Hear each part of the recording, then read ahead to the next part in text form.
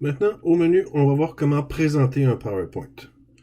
Donc, on va voir trois manières de présenter avec un orateur, une présentation automatique ou une présentation contrôlée par un visiteur. Commençons par présenter par un orateur. Pour ce faire, on va ouvrir le PowerPoint Vallée des Pins Final 1.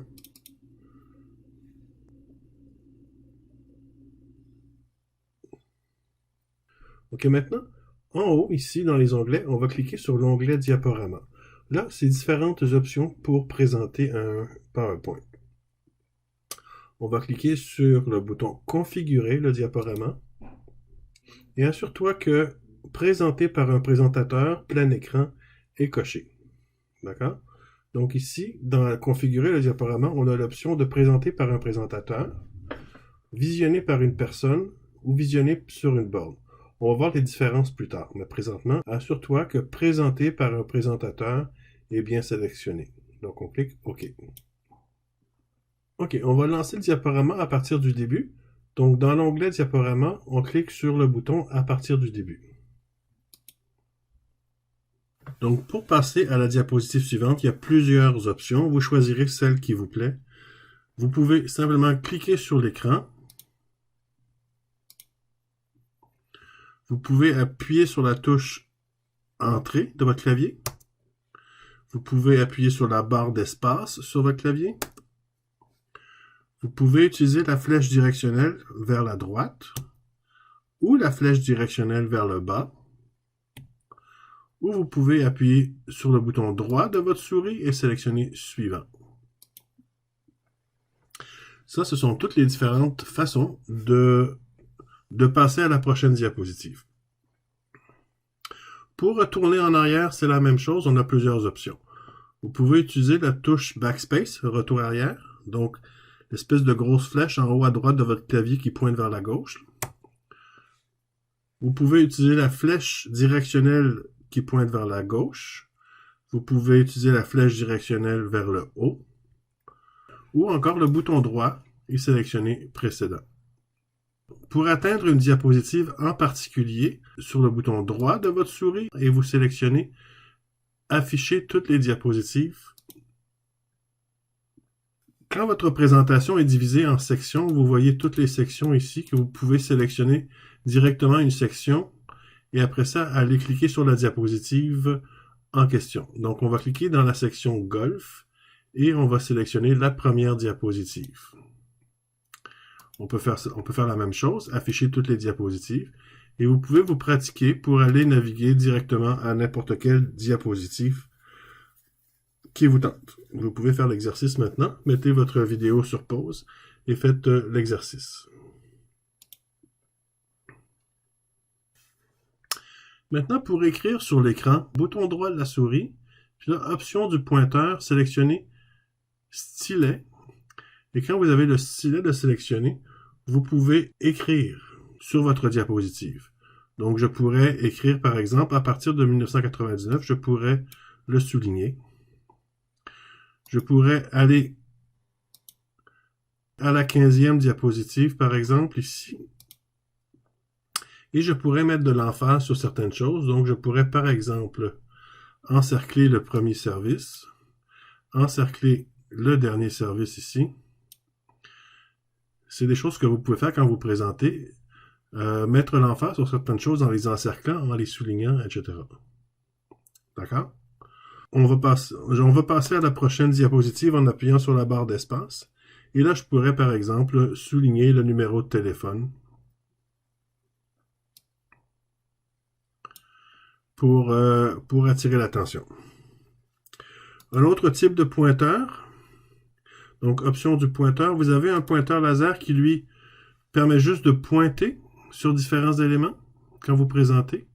Il ne permet pas d'annoter dessus. Vous ne pouvez pas écrire avec le pointeur laser. C'est vraiment juste pour pointer à l'écran pour que les gens voient de quoi vous parlez. Et vous avez également l'option surligneur qui vous permet de surligner quelque chose. On va quitter le mode présentation en appuyant sur Échapper. Et là, quand j'appuie sur Échapper, PowerPoint me demande si je veux conserver les modifications que j'ai à apporter. Alors, si vous voulez présenter votre PowerPoint une autre fois, vous avez plusieurs publics, vous présentez votre présentation 3-4 fois, puis vous voulez pas nécessairement écrire sur votre présentation de manière permanente, à ce moment-là, vous sélectionnez non, hein, vous faites ignorer. Sinon, si vous voulez le conserver, vous pouvez cliquer sur conserver, puis ça va être écrit de manière plus permanente sur votre PowerPoint. Alors moi, je vais sélectionner ignorer. Alors, vous pouvez enregistrer et fermer cette présentation-là. On en a terminé. OK, maintenant, on va ouvrir le PowerPoint Recruter un leader. On va aller dans l'onglet Affichage et cliquer sur le bouton Page de notes. Alors, cette fonction-là permet de rajouter des notes à un PowerPoint. Donc, il y a plusieurs manières d'ajouter des notes, mais celle-là est la plus facile parce qu'elle permet d'insérer beaucoup de notes. Et je vous montrerai plus tard comment, quand vous présentez un PowerPoint, vous pouvez lire vos notes en même temps. Donc, si nécessaire, vous pouvez augmenter le zoom pour mieux voir le texte. Donc, le zoom en bas ici. Donc, on peut augmenter la grandeur du zoom pour bien voir le texte qu'on écrit. Alors, on va écrire le texte suivant. Saluer l'assistance. Mentionner qu'un document sera remis à la fin de la formation. On va revenir en mode normal, donc toujours dans l'onglet affichage, complètement à gauche. Et maintenant, on ne voit pas les notes, d'accord? Donc, pour pouvoir voir les notes en dessous, ici, il faut aller dans l'onglet affichage et appuyer sur le bouton notes. OK? À ce moment-là, ici, vous avez vos notes que vous avez écrites dans la page de notes qui apparaît en bas de l'écran. La taille de la zone de notes peut être augmentée ici en passant la souris sur la marge jusqu'à temps que le curseur change. Et là, on peut augmenter la taille comme ça. On va aller à la 8e diapositive. Et on va écrire en bas ici une autre note.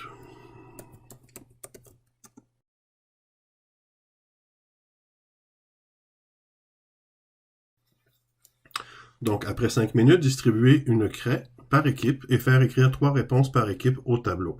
Donc ça, c'est une note pour le présentateur. Si vous travaillez, vous faites une présentation ou vous animez une activité, vous pouvez vous laisser des notes dans votre PowerPoint. Donc, c'est une deuxième manière d'écrire une note. Donc, si je vais retourner à la page de notes, on voit que la note que je viens d'écrire est visible ici.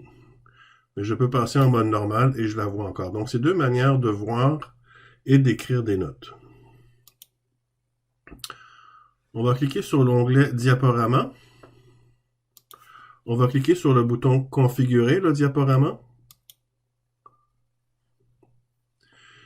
Et en bas ici, à droite, il y a le mode présentateur. Donc, qu'est-ce que ça fait le mode présentateur? C'est que quand vous allez présenter votre PowerPoint, à condition d'avoir 2 écrans, si vous n'avez qu'un seul écran, ça ne fonctionnera pas. Donc, si vous avez 2 écrans de brancher à votre ordinateur, c'est généralement le cas quand vous présentez quelque chose parce que vous avez votre laptop généralement qui est branché au projecteur et l'écran sur lequel le projecteur projette. Donc, vous avez 2 écrans. Alors, qu'est-ce qui arrive quand on présente en mode présentateur avec 2 écrans?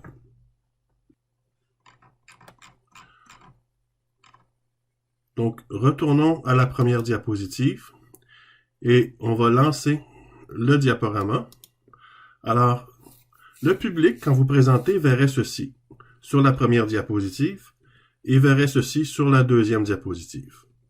Donc, revenons à la première diapositive. En mode présentateur, le présentateur verrait un écran comme celui-ci. Donc, il verrait la diapositive qui est présentement affichée à l'écran au milieu. Et il verrait à droite ici la prochaine diapositive avec les notes de la prochaine diapositive. Avec ces boutons de navigation, prochaine, etc., il pourrait aussi passer à la prochaine diapositive avec les manières que je vous ai montrées plus tôt. Il a des outils crayon, pour afficher toutes les diapositives, un outil de recherche, etc. Il y a d'autres outils. Les paramètres d'affichage et fin du diaporama en haut. Ça indique en haut à gauche le temps de sa présentation jusqu'à maintenant. Il peut mettre sa présentation à pause ou il peut recommencer du début. Donc, le mode présentateur est quand même très utile lorsque vous présentez quelque chose. Ça permet vraiment de planifier à l'avance votre prochaine diapositive et de mieux vous y préparer. Si vous ne connaissez pas nécessairement votre présentation par cœur, ça vous permet de voir c'est quoi la prochaine diapositive. Alors, c'est très utile. On peut maintenant fermer cette présentation-là. OK, on va maintenant ouvrir la présentation Rose du Charme dans le dossier partie 5. Excellent. Alors maintenant, qu'est-ce qu'on va faire? C'est qu'on va voir comment créer une présentation automatique. Donc, une présentation qui va rouler tout seul. Comme par exemple, vous avez un kiosque et vous voulez présenter un PowerPoint. Il n'y a personne devant. Là, ça va juste rouler tout seul et les gens vont pouvoir le regarder. Donc, pour pouvoir avoir une présentation qui roule tout seul, il faut bien minuter combien de temps dure chacune des diapositives. Okay? Donc, on va faire ça ensemble. On va commencer par aller dans l'onglet Transition. Et ici, vous voyez, passer à la diapositive suivante à droite, vous avez manuellement. Okay? On va enlever manuellement pour que ça passe automatiquement à la prochaine. Okay? Ici, après, on va cocher après et on va le mettre, par exemple, à 3 secondes. Okay? Donc, ce que ça fait, c'est que ça va automatiquement passer à la prochaine diapositive après 3 secondes. On va cliquer Appliquer partout. On va ouvrir l'onglet Diaporama. On va cliquer sur le bouton Configurer le diaporama. Et ici, on voit l'option Visionner sur une borne. Okay? C'est ce qu'on va activer comme option. Remarquez que quand on coche automatiquement un Visionner sur une borne, exécuter en continu jusqu'à échapper est coché automatiquement et est mis en gris, on ne peut pas le changer. C'est normal, quand on fait une présentation automatique sur une borne, ça va toujours faire un loop. Hein? Ça arrive à la fin, ça recommence du début, puis on ne peut pas faire autrement. C'est automatique. Alors on fait OK. Maintenant, on va faire lancer le diaporama à partir du début. Attendons. 3 secondes. Ça passe à la prochaine. 3 secondes. Ça passe à la prochaine. 3 secondes. OK? Donc maintenant, toutes nos diapositives ont un délai de 3 secondes pour passer automatiquement à la prochaine. Certaines diapositives sont plus longues à lire que d'autres. Alors, on ne veut pas nécessairement que toutes nos diapositives aient la même longueur. Okay? Donc, on pourrait configurer nos diapositives séparément, okay? Toujours dans l'onglet Transition ici. Je pourrais y aller séparer et changer le temps que dure chacune des diapositives manuellement. Okay? Mais je vais vous montrer de manière très pratique. Parce que là, on peut juste estimer combien de temps que ça va prendre. Hein? Ça prend 3 secondes lire ça, ça prend 2 secondes, ça prend 5 secondes. On ne sait pas vraiment. Okay? Donc, on va aller dans Affichage. On va passer en mode trieuse de diapositives. Remarquez que le temps est affiché en bas de chacune des diapositives ici. On va utiliser une option qui s'appelle Vérifier le minutage. Mais avant de faire ça, il faut changer le mode. Okay? Donc, on va recliquer sur l'onglet Diaporama. On va retourner dans Configurer le diaporama. Et on va enlever Visionner sur une borne. On va le mettre présenté par un présentateur. D'accord? Pourquoi? Parce que si on le laisse visionner sur une borne, il va exécuter en continu tout le temps. Donc, on va arriver à la dernière, puis il va recommencer à la première. Donc, nous, ce qu'on veut, c'est que vous allez voir, vous allez comprendre, là, on va programmer le temps que dure chacune des diapositives manuellement, une après l'autre. Alors, si on laissait ça à visionner sur une borne, on arriverait à la dernière, et ça recommencerait du début, il faudrait continuer tout le temps, on s'en sort plus. Donc, on va, pour le moment, le laisser à présenter par un présentateur, puis on le remettra à visionner sur une borne quand on aura terminé. Donc, on fait OK. Alors, dans l'onglet Diaporama toujours, on va appuyer sur le bouton qui s'appelle Vérifier le minutage. Alors, ce qu'on va faire, là, je ne clique pas tout de suite, là, je veux juste vous avertir. Dès que je clique, ça va partir mon diaporama avec un chronomètre. et je vais appuyer sur le bouton prochaine diapositive quand j'aurai fini de lire la diapositive. Et ça va enregistrer le temps comme ça, pour chacune des diapositives. OK, on y va. Donc, je clique sur « Vérifier le minutage ». Mon diaporama est parti. Alors, je vais le lire. « Escapade du charme, un espace de détente et de gâterie ou les belles roses ». Donc, ça fait 9 secondes déjà. Pour passer à la prochaine, j'appuie sur la flèche ici. Alors, je lis ça. « Expérience de plaisir ultime, hébergement, repas, activité, mariage, journée spa, événement de groupe, activité spéciale. » Intéressant. Je passe à la prochaine. Hébergement, chambre d'hôte, chambre luxueuse, chambre ultra luxueuse, chambre fantaisiste, service aux résidents. Ah, avec une belle photo, c'est intéressant. OK, prochaine diapositive. Repas. Déjeuner santé, banquet dîner, banquet souper spécial, repas préparé par des élèves d'une école culinaire, visite culinaire. Prochaine. Activité. Croisière d'une journée sur le Saint-Laurent. Wow! Visite culinaire. Fabrique de pain breton, ferme Michaud, fabrique de tarte aux pommes Hilton. Visite de jardin, jardin potager Gingras, jardin de fleurs Marien. Next. Mariage. Service de mariage, menus spéciaux, photographe, forfait hébergement, fugue amoureuse organisée, service personnalisé, expert en organisation d'événements, avec une belle photo. Prochain. Journée spa. Réception dans un spa, escapade pour futurs parents, 1 heure de massage suédois, facial, pédicure et manicure, 3 repas par jour préparés par un chef étoilé. Événements de groupe, rencontres et retraites, réunions, banquets, cours de cuisine française, escapades entre filles.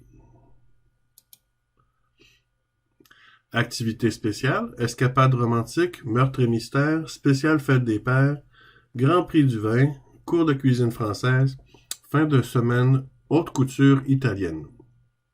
Prochain. Où nous trouver? Prenez l'autoroute 33, sortie 59, tournez à droite vers Hillcrest.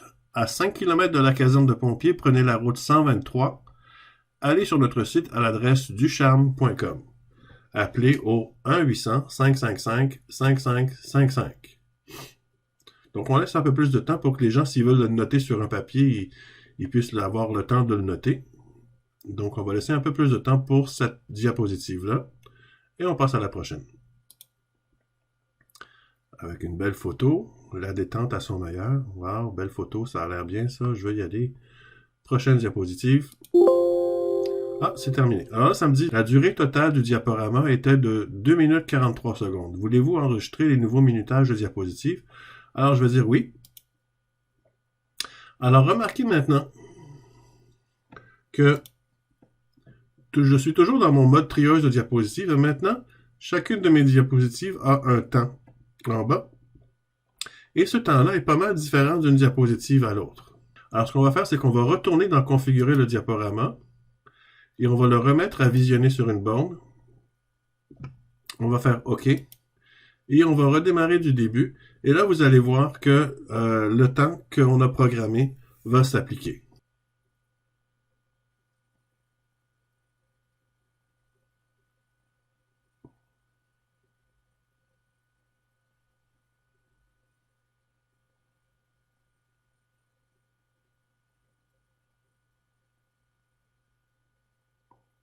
Et ça la passe à la prochaine après 15 secondes.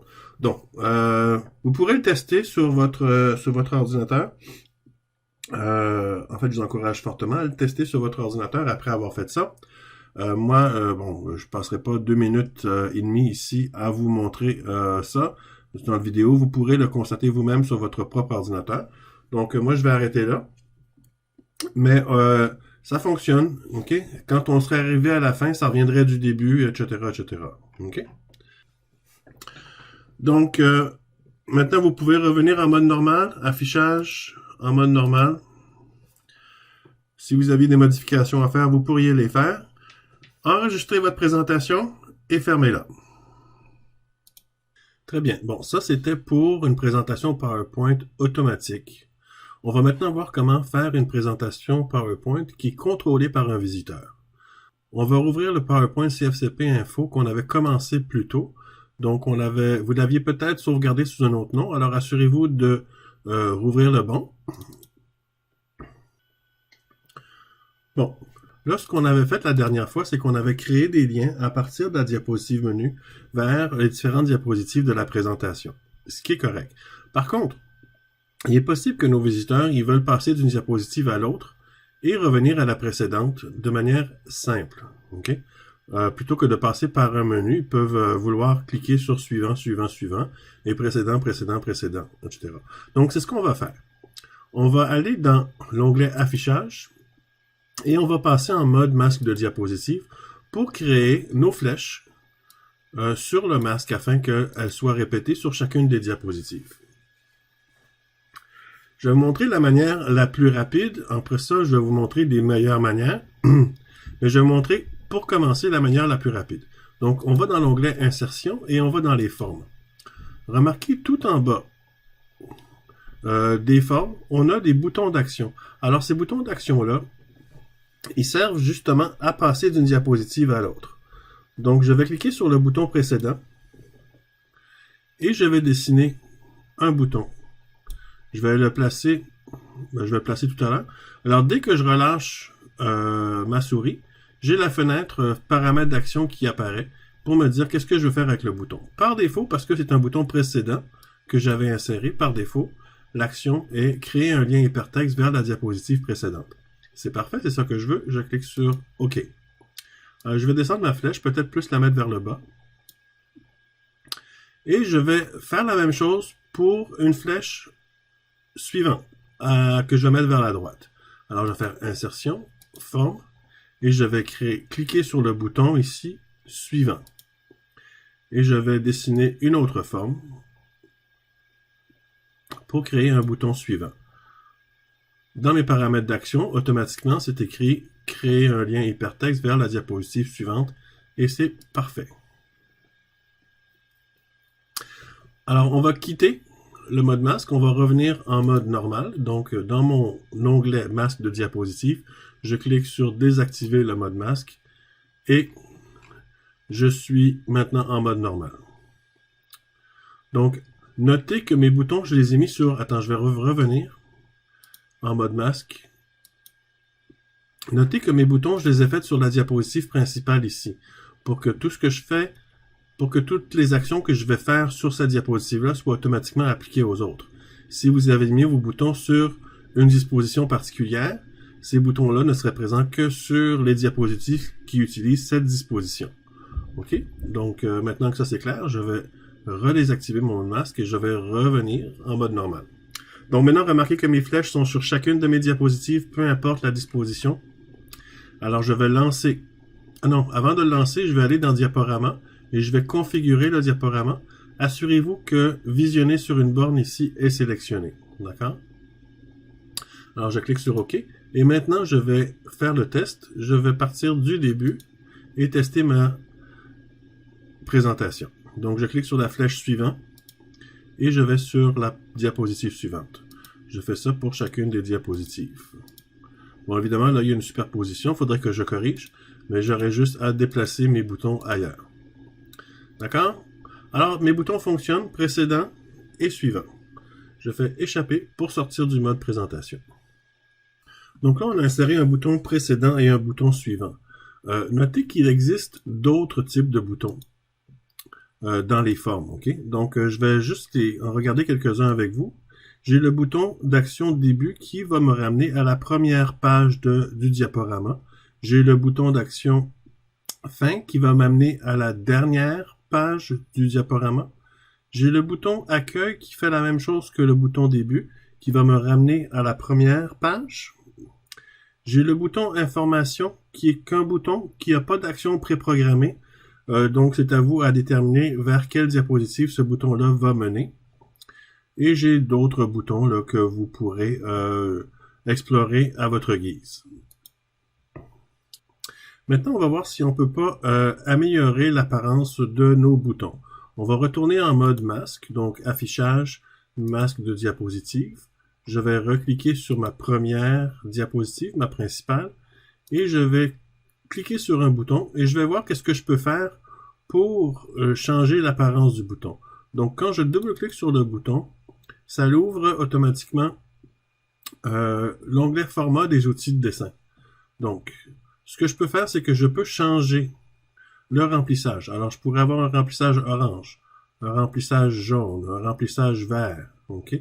Donc, ça, je pourrais modifier la couleur du remplissage. Disons que je voudrais prendre un bouton jaune. Je peux également modifier la couleur du contour. Le contour, ce que ça fait, c'est que, comme vous le voyez, c'est que ça modifie la couleur des contours de la forme. Donc, la couleur autour du carré et la couleur autour du triangle. Bon, ça fait pas vraiment joli, d'accord? Alors, c'est pas vraiment conseillé. Ensuite, je peux mettre un effet, ok? Je pourrais mettre une ombre ou des trucs comme ça, là, comme sur n'importe quel autre objet. Mais sinon, le carré peut pas devenir un rond. Je peux pas changer la forme du bouton. Et je peux pas changer la couleur de la flèche. La flèche a toujours une espèce de gris, d'accord? Donc, les boutons sont assez limités en termes de ce que je peux faire pour les personnaliser. Mais il y a d'autres options. Donc, je vais supprimer mes boutons pour vous montrer d'autres options. On a vu, lors d'une autre vidéo, qu'on peut toujours jouer avec des formes et utiliser des fusions. Donc, par exemple, si je voulais un bouton rond avec une flèche, je pourrais dessiner un rond. Après ça, je pourrais faire insertion, forme. Puis là, je pourrais dessiner, je sais pas moi, un triangle. Mettons que je pourrais prendre celui-ci. Alors, mettons que je ferais ça. Je pourrais faire une rotation. Fait que là, j'ai un genre de flèche. OK. Alors, je pourrais sélectionner mes deux formes et aller dans mes fusions. Donc, fusionner les formes. Et je pourrais faire soustraction. OK. Je pourrais faire intersection. Je pourrais faire fragmentation. Fragmentation, ça va créer deux formes différentes. Je pourrais en retirer une de l'autre. D'accord? Donc, le plus intéressant probablement, c'est soustraction. Là, j'ai créé un bouton rond avec une flèche, avec un trou blanc à l'intérieur. OK, vous pourriez simplement grouper deux formes différentes. OK? Donc ça, vous pouvez jouer avec vos formes pour créer vos propres boutons. À noter que ces formes-là ne sont pas programmées. Il va falloir créer vos liens vous-même par la suite. D'accord? Mais je vais effacer. Parce qu'il y a également moyen d'insérer des images. Des images, ça se trouve sur Internet, des images de flèches et des images de boutons quelconques. Il y en a par centaines sur Internet. C'est très facile à trouver. Alors, ce qu'on va faire, là, c'est qu'on va insérer des images qu'on va utiliser comme boutons. Très bien. Bon. Assurez-vous d'être bien en mode masque de diapositive. Et on va sélectionner la diapositive de titre. On va pas mettre les flèches finalement sur la disposition principale parce que on veut pas que toutes nos diapositives aient les mêmes flèches. Je vous explique. La première page aura pas besoin d'avoir un bouton précédent parce qu'il n'y a pas de page avant. Donc, sur la première page, on va juste mettre un bouton suivant. Et sur les autres pages, on va mettre un bouton précédent et un bouton suivant. Et sur la dernière page, on va mettre juste un bouton précédent et pas suivant parce qu'on n'aura pas besoin de bouton suivant. Donc, on va insérer une image sur cette diapositive-là. Alors, on va faire insertion. On va sélectionner le bouton image.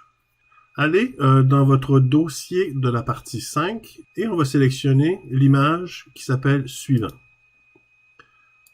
Et on fait insérer. Alors là, on a un géant bouton qui apparaît. Donc, je vais le réduire en prenant le coin. Et là, je vais changer sa taille. Je vais le positionner à peu près au milieu à droite. Et je vais dans hauteur et largeur ici, c'est ici, je vais décider de changer sa taille de manière plus précise. Je vais le mettre 2 cm par 2 cm. Et je le place à peu près ici. D'accord? Donc, j'ai inséré mon bouton suivant sur la diapositive titre. Maintenant, c'est juste une image, c'est pas un bouton, j'ai pas de lien dessus encore. Donc, il faut que je crée un lien sur le bouton. Alors, toujours en m'assurant que mon bouton est sélectionné, je vais dans Insertion, Lien hypertexte. À gauche, ici, dans le panneau à gauche, je sélectionne Emplacement dans ce document. Et ici, je ne veux pas faire un lien vers une diapositive particulière. J'ai juste à dire diapositive suivante. Et je clique OK. Alors là, quand je vais cliquer sur ce bouton-là, ça va aller à la prochaine diapositive. Ah tiens, j'ai oublié quelque chose. Je vais retourner dans le lien hypertexte. Je pourrais me servir de mon infobulle et écrire une petite directive où je pourrais simplement écrire diapositive suivante. Je clique OK et là je clique OK. Maintenant, on va aller sur la disposition suivante. D'accord? Qui est ma disposition titre et contenu. Je vais créer un bouton précédent. Alors, ce que je vais faire, je vais cliquer sur Image. Je vais sélectionner mon image précédente. Je vais insérer. Je vais tout de suite, ici, le mettre 2 cm par 2 cm. Je vais placer mon image ici. Je vais insérer un lien hypertexte où je vais dire diapositive précédente. Je vais mettre un infobulle, puis je vais écrire diapositive précédente. Je clique OK. Je pourrais insérer mon image suivante, mais là, je suis un petit peu paresseux. Je vais faire copier-coller. Mon bouton sur ma page titre est déjà créé avec le lien. Alors, je vais juste le sélectionner. Je fais CTRL-C pour copier. Je vais sur ma disposition titre et contenu et je fais coller. Et là, mon bouton, il est collé. Alors, ils ne sont pas alignés. Je vais simplement m'assurer que mes deux boutons sont alignés. Alors, je sélectionne mes deux boutons. Je vais dans l'onglet Format des outils d'image. Je fais Aligner. Je ne fais pas aligner sur la diapositive. Je ne veux pas. Je veux aligner les objets sélectionnés tout simplement. Alors, je veux qu'ils soient alignés au milieu pour qu'ils soient verticalement identiques. Je vais retourner en mode normal. Je vais désactiver le mode masque. Alors, il n'y a rien qui se passe. Alors, ce que je pourrais faire, je vais appuyer sur Échapper. Je vais retourner en mode masque de diapositive. Donc, Affichage, masque de diapositive. Je vais créer une copie de cette diapositive-là et je vais retirer le bouton suivant. Okay?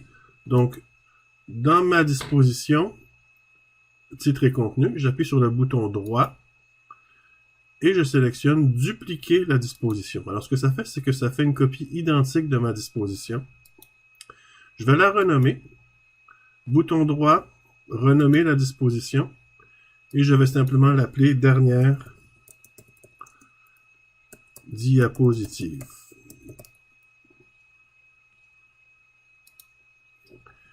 Et là, sur ma dernière diapositive, je vais cliquer sur mon bouton suivant et je vais cliquer sur le bouton suivant et je vais appuyer sur supprimer. Je désactive le mode masque. Maintenant que j'ai créé une disposition pour ma dernière diapositive, il faut que je l'applique. Donc, je vais sur ma dernière diapositive. Je vais dans l'onglet Accueil. Je choisis le bouton Disposition. Et je vais sélectionner Dernière diapositive. D'accord? Donc, je vais retourner dans Diaporama à partir du début et je vais le tester. Donc, suivant, suivant, suivant, suivant, suivant, suivant, suivant, suivant. Ah, là, je suis rendu à ma dernière diapositive. J'ai pas de bouton suivant. Là, je peux faire précédent, précédent, précédent, précédent, précédent, précédent, précédent, jusqu'à ma première. C'est bon? Ça fonctionne? J'appuie sur Échapper. Ça serait maintenant un bon moment d'enregistrer votre présentation. Donc, on va juste appuyer sur la petite disquette ici pour l'enregistrer. Bon, c'est presque terminé le cours. On est rendu à la fin. Il reste juste une petite notion pour vous montrer comment imprimer votre présentation PowerPoint. Donc, pour l'imprimer, on va dans le menu Fichier en haut. On sélectionne Imprimer. Et là, ça c'est la partie où il faut faire attention, d'accord? En classe, vous allez devoir imprimer votre présentation quand vous allez être rendu à l'examen. Donc, il faut savoir comment imprimer. Alors ça ici, ce menu déroulant-là, c'est la liste de vos imprimantes que vous avez d'installer sur l'ordinateur. Donc, il faut faire attention de choisir la bonne. En classe, quand vous allez devoir imprimer, c'est celle-ci qu'il faut choisir. Celle qui s'appelle CFCP 13 HP 4050 Local 511. C'est ça qu'il faut retenir. Celle qui est dit Local 511, c'est l'imprimante qu'on a dans la classe. OK, donc vous avez peut-être votre imprimante en classe est peut-être configurée à Smart ou à autre chose, mais c'est pas celle-là qu'il faut choisir, d'accord? Si vous êtes à la maison et vous avez plus qu'une imprimante, il faut également choisir la bonne. Donc, on sélectionne l'imprimante HP 4050 Local 511. Dans les paramètres ici, par défaut, c'est imprimer toutes les diapositives. C'est ce que vous allez faire en classe. Vous allez imprimer toutes les diapositives de votre présentation. Mais vous pourriez avoir sélectionné au préalable des diapositives et choisir d'imprimer que ces diapositives-là que vous avez sélectionnées. Ou vous pouvez dire de quelle diapositive à quelle diapositive. Alors, les traits d'union, ça veut dire A, et les points-virgules, ça veut dire E. OK? Donc, si je veux imprimer la diapositive 1, 3 et 7, je vais faire 1, point virgule, 3, point virgule, 7. Ça va imprimer les diapositives 1, 3 et 7. Alors, si je veux imprimer les diapositives 1 à 5 et les diapositives 7 à 9, je ferai ça comme ça. Donc, 1, trait d'union 5, point virgule, 7, trait d'union 9. Ça veut dire 1 à 5 et 7 à 9. D'accord? Sinon, on fait juste sélectionner toutes les diapositives. C'est ce que vous allez probablement faire en classe. Mais je vais vous montrer comment sélectionner les diapositives en particulier. Ça ici, diapositive en mode page entière, ça va imprimer comme ça une diapositive par page. C'est du gaspillage de papier en ce qui nous concerne, parce que il faut l'imprimer simplement comme preuve que vous l'avez fait. Ça n'a pas besoin d'être extrêmement visible.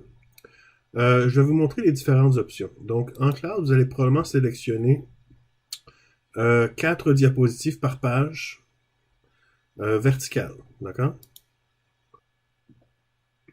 Alors, on a 4 diapositives par page, sauf que là, présentement, je suis en mode portrait. Mon orientation, je vais la changer à paysage. Et là, j'ai 4 diapositives par page. Elles sont assez grandes pour pouvoir être lues là, quand elles vont être imprimées. Alors, c'est parfait pour les besoins de ce qu'on a à faire en classe.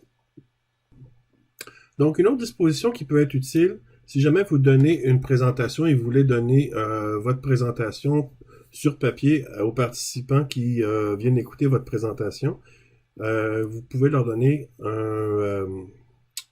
votre présentation sur papier et vous pouvez peut-être leur donner vos notes, les notes que vous aurez écrites dans votre présentation. Je vous ai montré comment écrire des notes. À ce moment-là, vous sélectionnez le mode page de notes. On va le mettre en orientation portrait. Et là, présentement, j'ai pas de notes d'écrit, mais si j'avais écrit des notes, elles seraient ici. Donc ça permet aux participants d'écrire aussi sur chacune des diapositives s'ils veulent prendre des notes en vous écoutant. Et finalement, le nombre de copies que vous voulez imprimer, c'est ici. On va en prendre juste un. Et quand vous êtes prêt, vous appuyez sur le bouton « Imprimer », tout simplement.